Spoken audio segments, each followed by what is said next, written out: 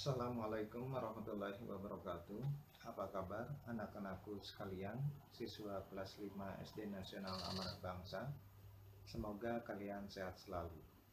Pada kesempatan hari ini, insya Allah kita akan belajar yang pertama tentang IPA, yaitu tentang penyakit peredaran darah manusia dari tema 4 subtema 2, dan yang kedua tentang bahasa Indonesia, yaitu tentang kesimpulan wawancara dan identifikasi dari wawancara itu. Selamat belajar.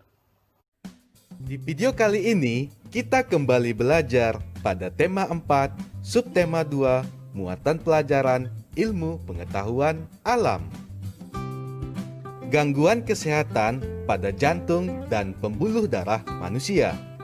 Sistem peredaran darah manusia tersusun atas jantung, pembuluh darah, dan darah. Jika salah satu organ peredaran darah mengalami gangguan, peredaran darah tidak dapat bekerja dengan baik. Gangguan kesehatan dapat terjadi di jantung, pembuluh darah, atau darah. Berikut ini beberapa gangguan kesehatan pada jantung dan pembuluh darah. Yang pertama, jantung koroner. Penyebab jantung koroner yaitu penyumbatan pembuluh darah oleh berbagai macam zat, misalnya lemak darah atau kolesterol dan zat kapur. Gejala jantung koroner yaitu sesak napas, terasa sakit di bagian dada, dan cepat lelah. Yang kedua, hipertensi atau darah tinggi. Hipertensi disebabkan naiknya tekanan darah.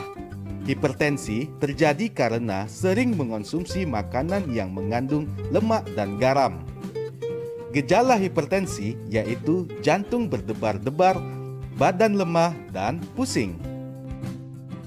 Hipotensi atau darah rendah. Hipotensi disebabkan turunnya tekanan darah. Hipotensi terjadi karena kurang berolahraga dan kurang mengonsumsi makanan yang bergizi. Gejala hipotensi yaitu mudah lelah, kaki dan tangan terasa dingin, dan pusing. Varises. Varises disebabkan adanya gangguan atau hambatan pada pembuluh darah pena dalam mengalirkan darah.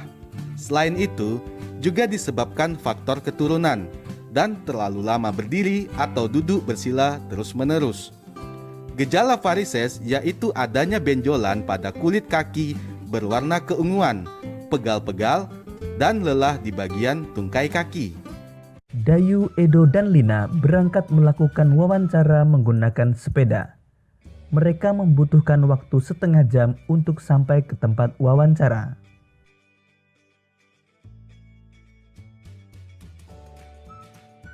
Dayu, Edo, dan Lina sampai di rumah narasumber wawancara. Mereka akan mewawancarai Pak Damar. Pak Damar merupakan pengusaha sandal kesehatan. Berikut ini hasil wawancara yang dilakukan oleh Dayu, Edo, dan Lina. Pak Damar merupakan pengusaha sandal refleksi. Pak Damar memproduksi sandal yang dapat digunakan untuk melancarkan peredaran darah.